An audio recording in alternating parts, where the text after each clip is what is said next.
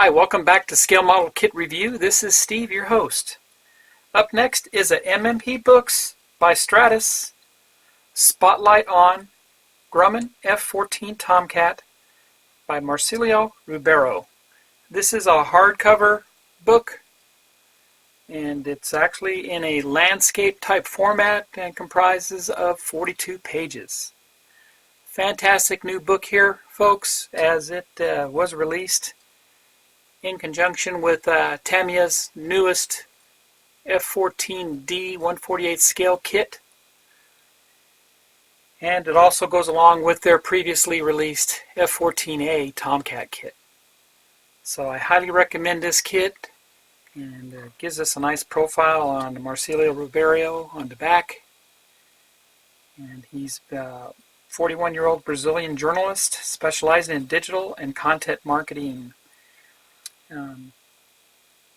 Fantastic series here that Mushroom Models Publications came out with. These guys that publish these books are scale modelers like you and I. So they, what better book to have than a book published by modelers for modelers.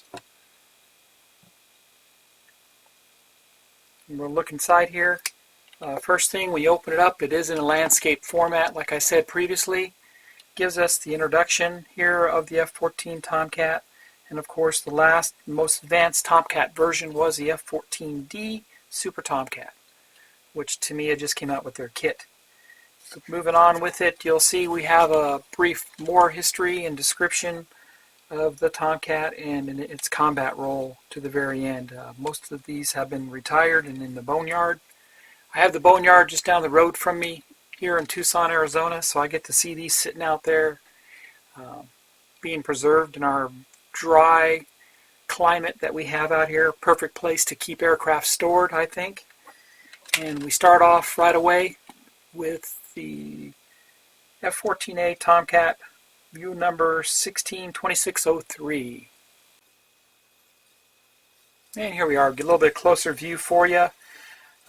This book was sent to me from MMPBooks.biz, and I'd like to thank them very much for their review sample. It's a fantastic book. This is, like I said, a new reference series for aircraft modelers called Spot On, and presents detailed illustrations of the famous Grumman F-14 Tomcat.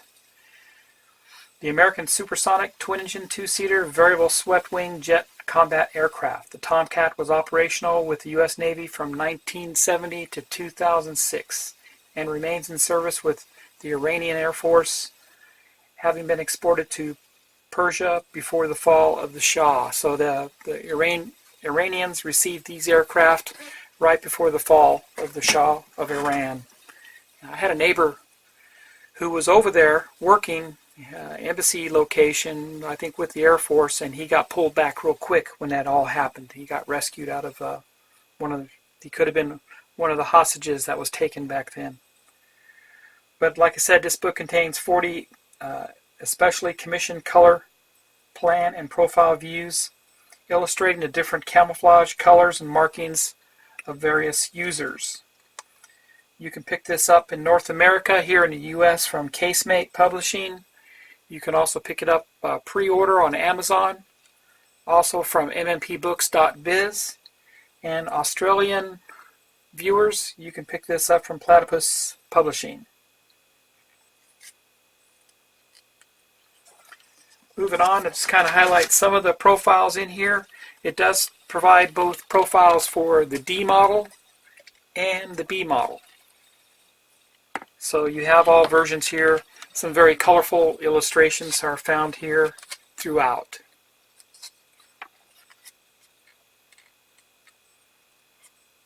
Fantastic. We get further back into the book. We'll get some interesting profiles here. Very high glossy paper here.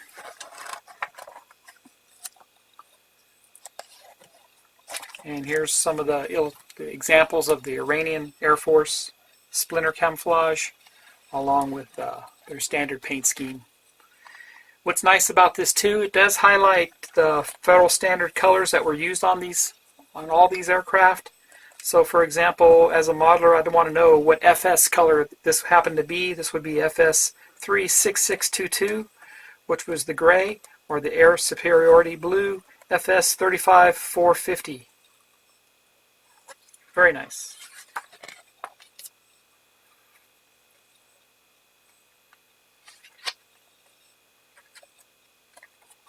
Also give us top view, showing all the weathering and beat up panels and the walkways where the crew's been walking on top of the airplane, along with bottom view of the paint schemes there. Also in the back here, they do give us an example of previously published in the series. So we get Spitfire Mark V, MiG-29, Messerschmitt Bf-109 from Romania, the Ju-87 Stuka, F-4U Corsair, the F-5E-J Phantom II with striking color schemes, which looks pretty cool to me, the Yak-3, which was a very cool aircraft in its day, and the Northrop F-5E and F-5F Tiger II, which Kitty Hawk just published. Kitty Hawk Models just came out with a 1/32nd scale of the F-5E Tiger II. Michael Banolkin over at cybermodeler.com just built that kit. So head over there and look at his build and see what fantastic work he did to that Kitty Hawk kit. It really gives Hasegawa a run for their money. Hasegawa years ago came out with an F-5E Tiger II kit, and it was it was the Tiger II kit of its day. But with the new tooling that's out there and available, Kitty Hawk has come out with some very nice kit of this F5 Tiger II in 1/32nd scale with recessed panel lines. So head over to cybermodeler.com and look at Mike's build on that. It's fantastic. But anyway, like I said, this just got published out of Poland, 2018. Pre-ordered on Amazon if you like. Get it from mmpbooks.biz. Also, you can pick it up from Casemate and Platypus Publishings. But I would like to thank MMP Books for the review sample. This is a fantastic reference book that I am going to enjoy. I pre-ordered the F-14D Tamiya, and I know a few people have already received it as a kit example, and it's a nice kit. I have the F-14A kit from Tamiya in my stash, so having both of those here real shortly is going to be a blessing, and I look forward to building them. Anyway, thanks for watching. Please subscribe, like, and share my channel. I'm trying to build up to 10,000 subscribers. I'm getting close. So please share this. Subscribe to my channel if you haven't done so already. Looking at my numbers for my YouTube page, it says about 30,000 of you look at my videos but never subscribe. So please just hit the subscribe button. It's free. It doesn't cost you a penny. And if you want to get updates on all my videos, including new videos of future publications from MMP Books, click on the little bell down below, and that will give you notifications on whenever I upload any new videos. Remember, I don't monetize any of my videos. I don't make any money on my work. So if you do see a commercial come up, that's only because I put maybe some copyrighted material in there, and if they want to make money off that, they can. That's fine. That's fine with me. But I try to avoid that as much as possible. And just remember, I don't make any money off this. If any of you are heading over to the IPMS Nationals in Phoenix here next month, look for me. I will be there.